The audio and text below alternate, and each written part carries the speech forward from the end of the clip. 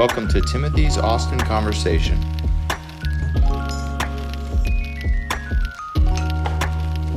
All right, welcome to a project done by Five Birds Dwellings. I'm here with Robin Shepard. She buys these cool old houses, fixes them up, and sells them. So we're gonna go see this awesome project. This house was built back in the early 1900s, I think 1905 or 1906. We're gonna go check it out and see what's going on. Great. If you want to lead the way, absolutely. I'll follow you. So real quickly, I'll tell you a little bit about the house. This was a calcasieu house. That was actually a thing back in the early days in Austin. So you would go to the Calcasieu Lumber Company and you would order your house like people ordered a Sears house. And then they were very good with woodwork. That was their specialty. And they would actually bring it over from Calcasieu Parish, Louisiana, I believe, on a train. And you could pick out your house and put it together. Wow. Okay. Yeah. Well, let's go check this out. So come on inside. A little dark. That's all right. All right, so notice the great shiplap walls, the really high ceilings, the beautiful molding on all the windows. So I buy houses that are in really bad shape, and probably that might be torn down or so, because most buyers don't want to deal with what's going on here and try to save them. So we're in the process of starting to work on that. Saving this house. Saving the house, Awesome. That's it. So this room that we're standing in, we were talking about a little bit earlier, it wasn't originally this big. It was cut off, right? And divided up into two rooms, is that right? Correct. So at some point, someone decided to open these walls. This is probably a living room and a dining room, something like that.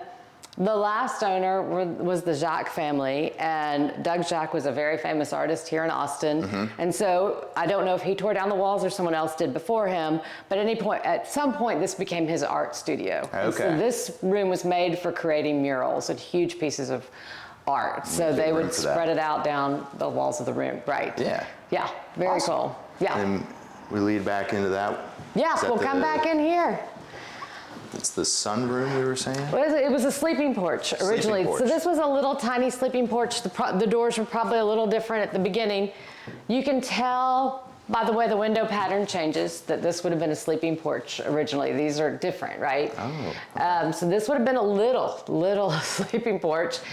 And then this got converted at some point to some kind of kitchen. We're actually going to keep this and turn it into a wet bar and try to restore it as best we can, and that will be kind of a cooler / sink. That's awesome. Yeah, it'll be fun. We'll open up all these walls eventually so that this becomes one big kitchen, dining, wet bar area. But you can take a look. We've still got really high ceilings. Fun on this door to note, all the heights are still, the measurements are still on the wall from the kids and the people that lived here over the years. They take down phone numbers and write them on the wall. What else are you going to do? Oh, yeah. Yeah, so I haven't tried them out, but yeah. So that's it. You can see the house was leaking badly. The roof's in serious disrepair. It gets worse here. Yeah. So this would have been the kitchen. This was the kitchen, wow. A lot different than what we're used to now. Yeah, right. And you know, when I bought the house, this was it. This is what it looked like. The holes were in the ceiling. The leaks were here. So it's really challenging for some people to take care of a house, right? Yeah. The woman was elderly, I think, just got away from her. Yeah. So leading this way, what would you say this room was probably used for? This was another sleeping porch initially.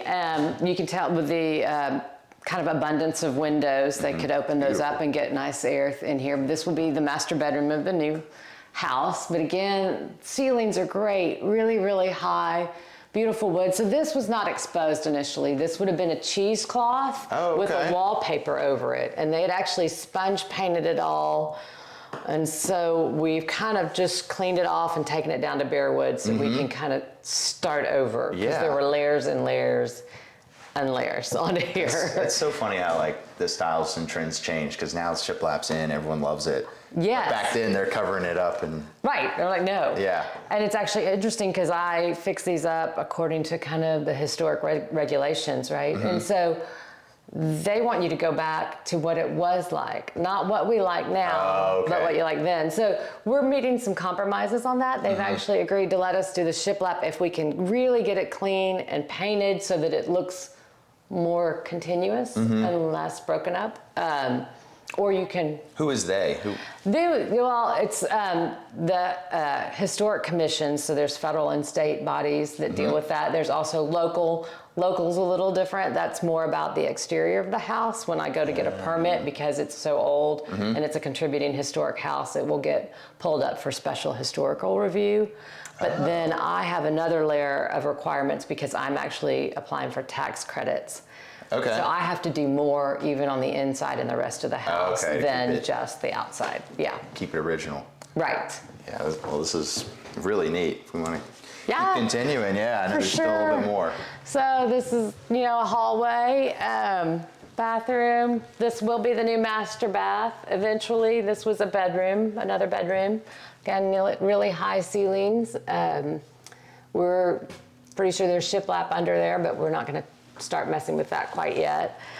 You'll notice this was the in-ground furnace. So we were talking earlier. We were talking about that. That's just wild to me. Yeah. That heated the whole house. Yeah. And we're talking about burning your feet if you weren't careful. So it's, in the crawl space down there. Kind of scary, but... Will you leave that there just no. to show it? I don't think so. It's probably time to let that go. And Move on. I've made plans to put a more typical unit up in the attic. Oh, okay. All right. With, ductwork and all of that good stuff. Yeah. But the nice thing about a crawl space is it gives you a lot of options when you redo a house, right? Yeah, it gives you access too. Absolutely. And you could actually put the AC under the house if you wanted to. It's a little more complicated because there might be a lot of dirt and stuff under there, but it's Gives messy. you options, yeah. Yeah. And then this will be another bedroom. So again, you've got the really high ceilings. This was originally a porch Wild. when the house was first built. So the story of a lot of these houses, you'll see this now looks like a duplex. You see that a lot in Hyde Park, right? You see a ton of duplexes. So it's built in the early 1900s. Economy starts getting really tricky in the 1920s, right? And so they would turn them into duplexes and have other people live in half the house. So there were a lot of odd adjustments made in order to allow that to happen so that everybody could save money. Yeah. And so that was taken back to a single family home probably in about the 60s or 70s. Okay. And we will keep it a single family home, but we will use the interesting doorways and everything to kind of show the history of the house and it's all its transitions over time. That's great. Yeah. Talk about those windows a little bit. I know that some of them have been replaced and some of them are still original from... Right. So the windows themselves are original, but you're right. The glass, some of it's the old glass and some of it's the new glass, because the old glass tends to break because it's that single pane. It's that beautiful, wobbly, kind of wavy. I don't know if the camera can pick it up, but you can kind of see it on this one. And the light's coming through. I don't know if the camera's going to pick it up, but just from the age of them, because the glass, is it because the glass shifts or ebbs and flows? It's a liquid, so it kind of poured in and was wavy and then got cold, I guess. I don't really completely understand the science of it, but yes, that's why. But that's right. And so I like to keep that old glass, and I think the historic kind of regulating bodies like to see it. There's some thermal insulation issues that occur with the older glass, so it's a trade-off. So a lot of times in these old homes, what you can do is kind of take off that top, rung of shiplap or so, blow insulation into the exterior walls. You can put it under the house. You can put it in the attic. It gets it a little tighter. Yeah. I don't like to take out the windows, but so you still lose a little bit of that tightness. I'm totally with you. These are too awesome to lose. Yeah, and the old glass is just so cool. Yeah. So, but you'll see some of these are pretty badly cracked, and we will have to deal with that. Naturally. Awesome. Well, that front room that we're about to head into, it looks a little newer. Yes. So when they made, they took in the porch, they created this room and that room. And this room, you can tell, is quite different. The ceiling is different. The light fixtures are different. So this became the living room for the new kind of part of the house, yeah. the new tenants, right? And so this will stay an office. We will keep that second door, which will be great. And that way people can work out of the house, which so many people do now. And if someone comes for work, they can use that second entrance and not go through the entirety of the house. But we will knock down this section here so you can get in and out of the living room from the office as well. Perfect. Yeah. So it's going to be fun. Those are the old doors and. These are the old doors. You take them off and we save them all. We'll put them back in. You can see some of them are glass pane doors. In fact, most of them are, which is interesting. Even to the bedrooms, they were glass. Oh, really? Not have thought it to do that. Yeah. I think I don't know if they were open at some point, if it was more of an airflow. I'm not sure what the thought was there. I need to do a little research. And then you'll see the original screen doors behind you, and they're different, 2 different doors, and each one tells a story because one of them was typical of the 1900 to 1910 era, and one was typical of the 1920 to 1930 era. So you can kind of change the house a little bit. Yeah, okay. So you can look at these and get great clues of what's happening, and then it's fun to leave them out there because they tell the story. Exactly. Right? Yeah, that's amazing. That's a really cool project you've undertaken here. Yeah. Well, let's sit down and talk about it a little bit more. Okay, I'd love to. Perfect. All right, thanks for sitting down with me. We're going to expand a little bit about this house, a little bit about your different projects, and Five Birds. So what is Five Birds? So Five Birds is a company I started a couple of years ago, and for the most part, I purchase and restore dilapidated historic homes. Okay, and what made you want to do that? Yeah. I'm sure a lot of people ask that. They do. It's a long story. I'm a bit of a history nerd. Okay. I love architecture, so that was my first passion at school. I never finished my degree. That was in the late 80s when the economy fell out, so I went to law school and did that. And went back to school, ended up right during the pandemic, went back to UT as a fellow, studied more architecture, more history, and decided this is what I want to do with my back half of my life, or whatever this time of my life is. Wow. So what was the first project you did? Yeah, so the first project I did was a house over in Clarksville, and that house was actually, I didn't know it at the time, formerly owned by the fellow who coined the phrase, "Keep Austin Weird." Really? Yeah. What a great first one to stumble across. Absolutely. Really fun. Really fun. And so did he have a bunch of stuff in there that was like, "Keep Austin Weird," or? Yeah, so it had changed owners a few times since he had lived there, but apparently after I purchased it, the fellow that had owned it said, "Hey, by the way, there's a bunch of art buried under the sheetrock." So if you can imagine, these all houses wouldn't have had sheetrock; they would have had shiplap. And someone was scared of the art. Scared is probably a strong word. It was very graphic. Okay. And so it was a bit much to look at every day in your living room for some people, which I totally understand. But pulled the sheetrock off and found this great mural by an artist named David Elliott, who still in Austin today, but a fabulous Austin street artist. Various kinds of art. And so we actually created windows into that art, put the sheetrock back on, but preserved the art first and created windows so you could see the parts that were probably a little less abrasive or what have you, and still get the idea that there's this cool art in the walls, and it's all safe and protected, and tells a great story. I mean, that was Austin. That's the Keep Austin Weird. Exactly. All of that. So it's really fun. That's super neat. And so, like, this house, how did you find this house? Right, so I watch the market. I have some searches set up, and I kind of watch historic neighborhoods. So Hyde Park, quintessential historic neighborhood, right? Clarksville, Aldridge Place. There's a bunch of different historic neighborhoods in Austin, and I keep an eye on them. And I'm looking for houses that may not be bought by anybody else, or maybe torn down. If they're bought, yeah. Yeah, because they're in bad shape, and even though you can't technically tear down a historic house without going through some hoops, you can get it done if it's in really bad shape. Okay. And so what qualifies a house as historic? Right. Well, a couple of things. There are a couple ways to look at it. So when you drive around Austin, you'll see homes with plaques on them. That's one thing. And that usually deals with, and I'm broad brush stroke here, what happened in that house, who lived in that house, what made that house special. But then there are historic neighborhoods, and in those neighborhoods, there's actually a survey taken of all the homes. And in that survey, they decide which homes contribute to the historic feel of that neighborhood. And those are called contributing historic homes to a historic neighborhood. And Okay. that's really what I'm dealing with. Interesting. So this one, built in 1905, 1906, right? Correct. What are your plans for? Are you gonna like broad plans? What are you thinking? Right, so restore the home. I use the historic tax credit system. This probably endeavor would never be affordable or make any economic sense without that. Okay. And so with those guidelines in place, which require both the inside and the outside to stay historic in really special ways, I will make it into a single family home. It will Okay. have a nice new master bath. It will have a gourmet kitchen.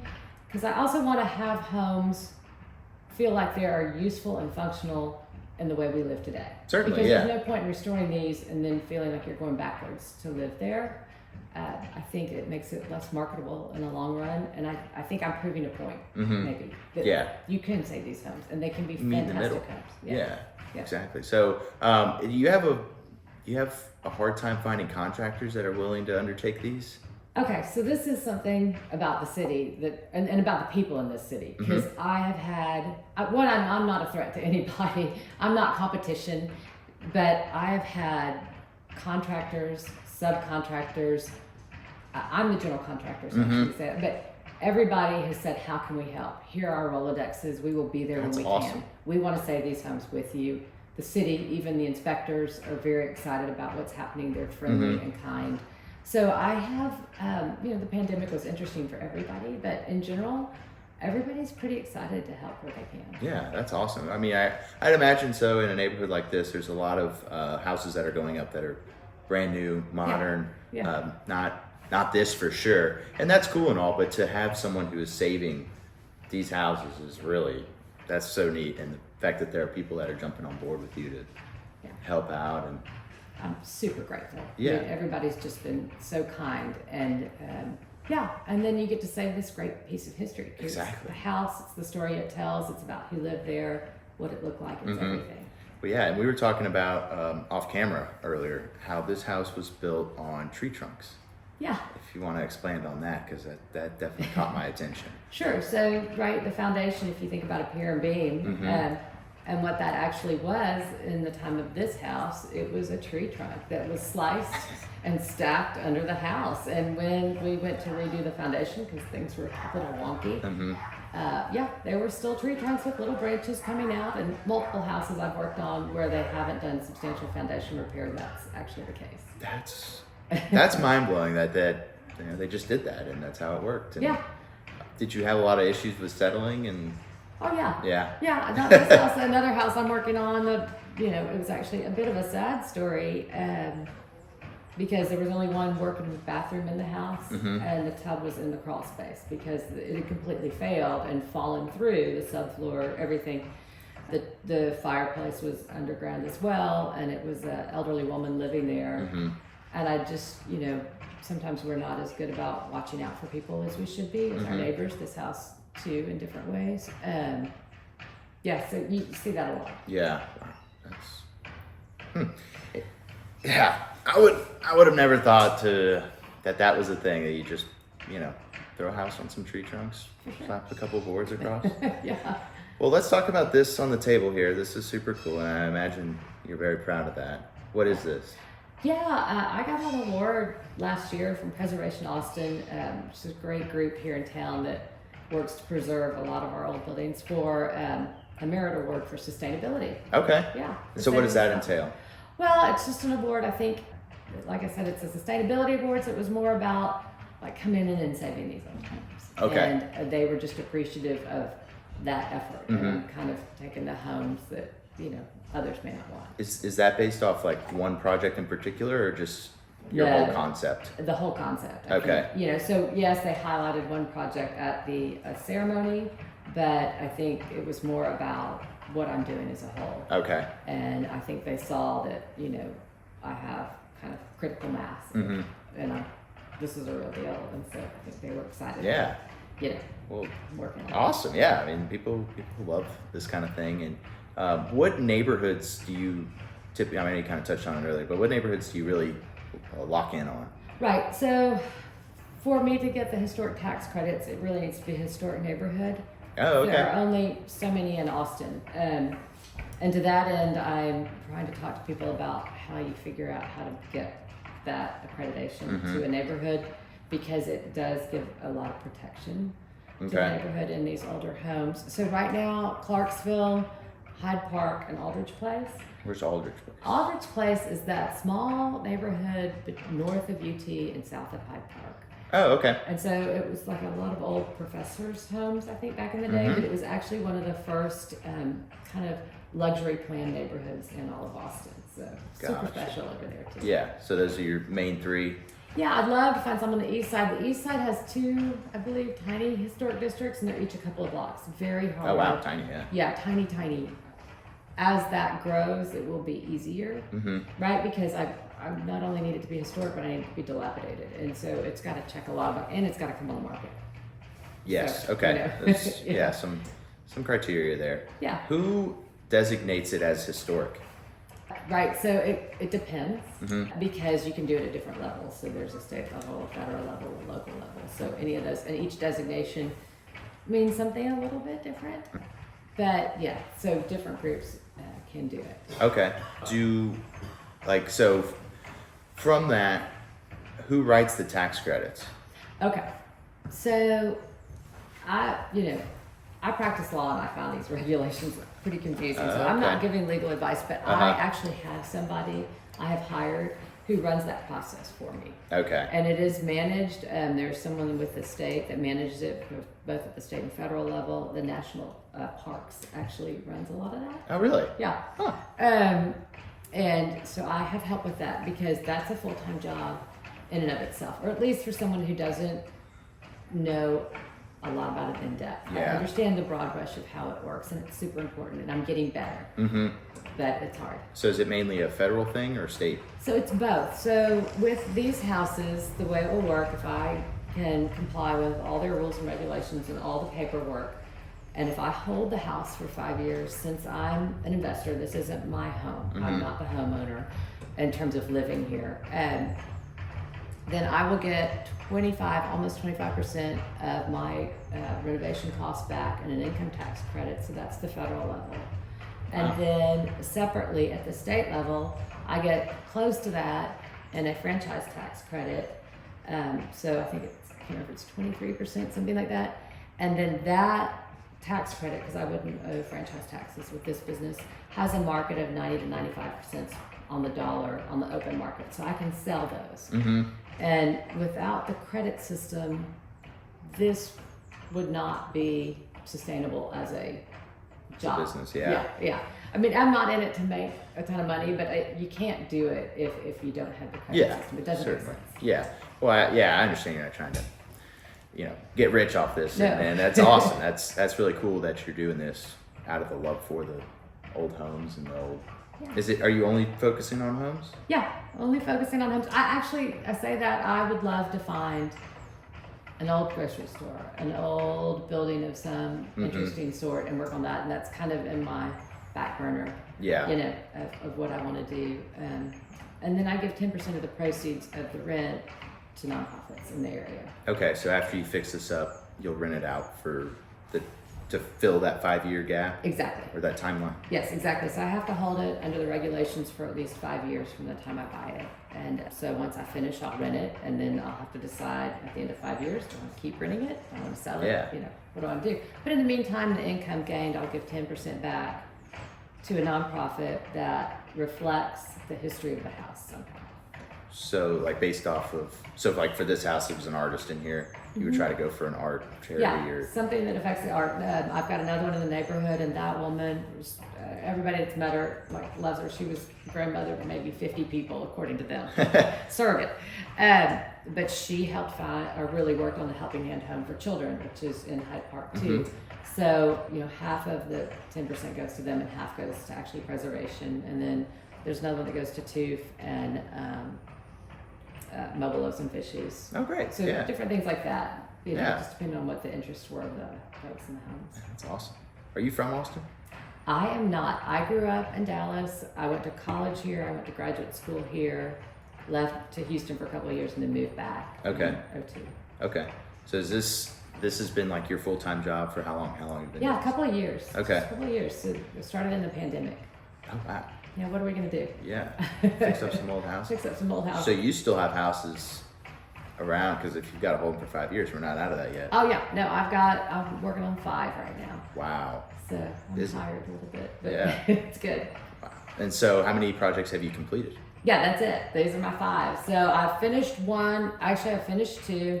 I'm working on 3 more right now, and then I'll probably not do 5 a year because it takes a lot of cash, Yeah. right? Yeah. So I'll probably slow down to 1 or 2 a year after this, and then also start looking for something like a bigger building or something interesting like that. I'd like to try my hand at it. I'm the general contractor, so I'm also learning a lot. I've done some of that in the past, Yeah. but this is definitely a little bit of up in my game. That's awesome.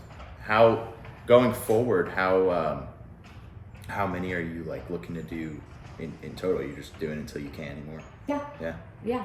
Just I'll do it as long as I feel like doing it, and as long as there's an appetite for it and a need for it, I'll do it. Mm-hmm. Have you, in doing this, have you stumbled upon any like hidden gems in Austin? Hidden gems goes a lot of ways. What I've loved, because I'm working at these houses all the time, is meeting all the neighbors and all the walkability of these old Austin neighborhoods, and so that's been really fun. I love all the old houses, so to me they're all just kind of hidden gems. Yeah. If that's what it was. Even though they look really sad when I buy them, some of them. Yeah. Not all of them, but some of them I think it's hard to get there. Yeah. Yeah. Yeah, this is a really cool neighborhood, Hyde Park, that we're in here. I mean,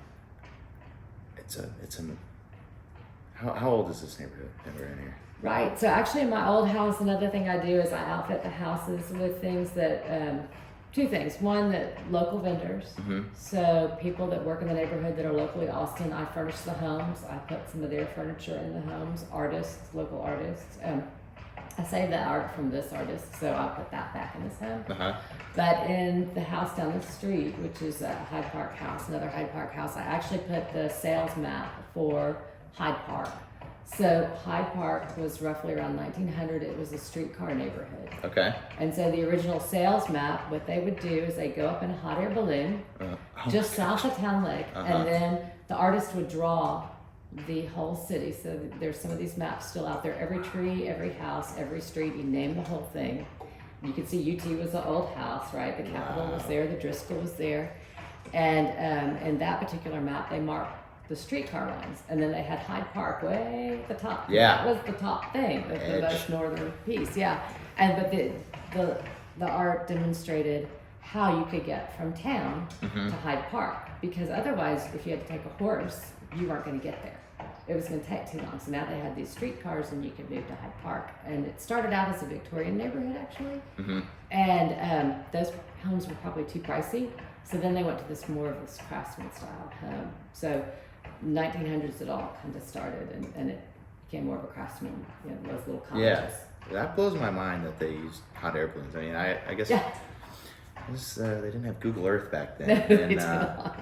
I guess you had to draw a map somehow. So. Yeah, and then put Hyde Park really big, and then that's how you sold it. Took your map in and you showed people. And so these houses, they were built like out of the catalog too, right? The Calgary ones were so. Yeah, that's not all Hyde Park. No, Different okay. People did it different ways, but that's actually what makes this house really special, because that's a great story. That was an Austin lumber company back in the day. How many? What percentage do you think? Very small. Okay. Very small percentage. And that company is no longer. No. Okay. And you've got to think that a lot of them were torn down over the years, so the ones that still remain are few and far between. You stumble upon a gem here. Yeah. Awesome. Yeah. Awesome. I know Austin is a big breakfast taco central. What is your favorite breakfast taco? Well, my kids and I argue about this all the time. I'm old school, and I like honey ham, Texas honey ham. Oh yeah. Yeah, they're my favorite. Over off Hancock there? Off Bee Caves.